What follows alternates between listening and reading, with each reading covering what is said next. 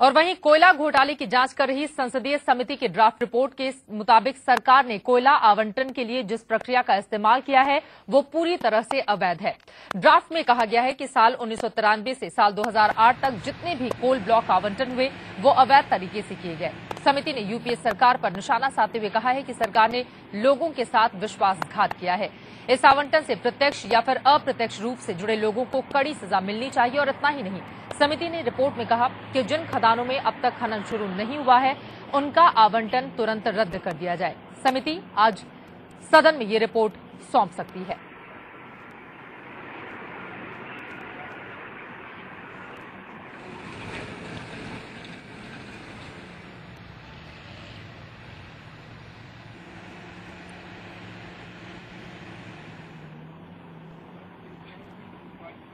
आपको बता दें कि रिपोर्ट के मुताबिक सरकार ने कोयला आवंटन के लिए जिस प्रक्रिया का इस्तेमाल किया वो पूरी तरह से अवैध है। ये बातें इस रिपोर्ट के जरिए खुलकर सामने आई हैं। इसके साथ ही ड्राफ्ट में इस बात का भी जिक्र है कि 1993 से 2008 तक जितने भी कोल ब्लॉक आवंटन हुए हैं वो पूरी तरह से अवैध तरीके से किए गए हैं। इस समिति ने यूपीए सरकार पर निशाना साधते हुए कहा है कि सरकार ने लोगों के साथ विश्वासघात किया है। राकेश कुमार सिंह हमारे संवाददाता और ज्यादा जानकारी देंगे। राकेश, सीधे सीधे इन शब्दों का इस्तेमाल करते हुए समिति की ओर से कि विश्वासघात किया गया है यूपीए सरकार की ओर से, आज इसे पेश किया जाएगा। जरा ये बताइए कि इसका जवाब सरकार की ओर से क्या दिया जाएगा, क्योंकि काफी ज्यादा एम्बैरेसिंग सिचुएशन होगी जिस तरह से इन रिपोर्ट में तमाम बातों का जिक्र है। राकेश, देखिए, सरकार पर जिस तरह से विपक्ष पूरी तौर से हमलावर है और उसमें विपक्ष के हाथ में एक और मुद्दा मिल गया है। और ऐसे में कोलगेट मामले में जिस तरह से लगातार बातें आ रही हैं, अब संसद की अस्थायी समिति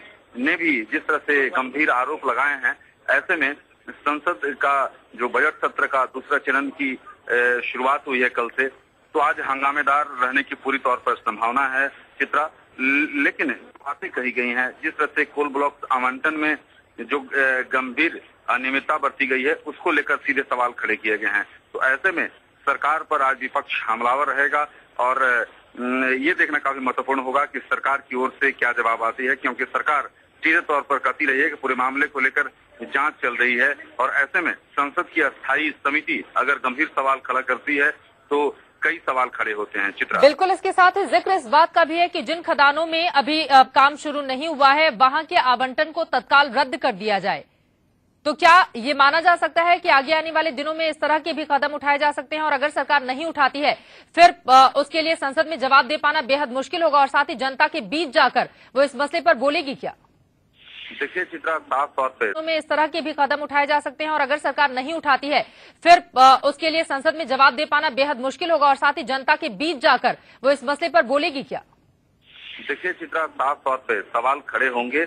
और जिस तरह से इस रिपोर्ट में, संसद की अस्थायी रिपोर्ट में ये जो बातें कही गई हैं, जो सूत्रों से हमें जानकारी मिल रही है चित्रा, उसमें ये कहा गया है कि अगर जिस कोल ब्लॉक आवंटन किया गया है वहां पर काम शुरू नहीं किया गया तो उसको तुरंत जो है रद्द किया जाए। तो ये देखना काफी महत्वपूर्ण होगा कि सरकार इस पर क्या रुख अख्तियार करती है, क्योंकि सरकार पर कई तरह के कोलगेट मामले पर पहले से ही गंभीर आरोप लगे हैं और ऐसे में इस पूरे मामले की जांच चल रही है। लेकिन ऐसे समय में संसद की अस्थायी समिति की ओर से जो खबरें आ रही हैं, आज उसको टेबल किया जाएगा चित्रा, तो ये कहीं न कहीं सरकार की कार्यप्रणाली पर गंभीर सवाल खड़े होते हैं। बिल्कुल, और कई मामलों में पहले से ही यूपीए 2 घिरी हुई है। ऐसे में एक और मामला कोलगेट को लेकर जिस पर ड्राफ्ट रिपोर्ट आज पेश किया जाना है, जिसे मंजूरी दी जाएगी। जरा ये बताइए विपक्ष का पूरे मामले में अब तक क्या रुख रहा है? देखिए, विपक्ष का सीधे तौर पर कहना रहा है कि सरकार जिस तरह से कोल ब्लॉक आवंटन को लेकर रेवड़ियां बांटी हैं और उसको लेकर सरकार की मंशा पर कई सवाल खड़े किए हैं। और ऐसे समय में, जैसा कि चित्रा जानती हैं, कुछ समय के लिए प्रधानमंत्री डॉक्टर मनमोहन सिंह के पास भी कोल मिनिस्ट्री था। तो ऐसे में सीधे तौर पर प्रधानमंत्री पर भी विपक्ष निशाना साधती है।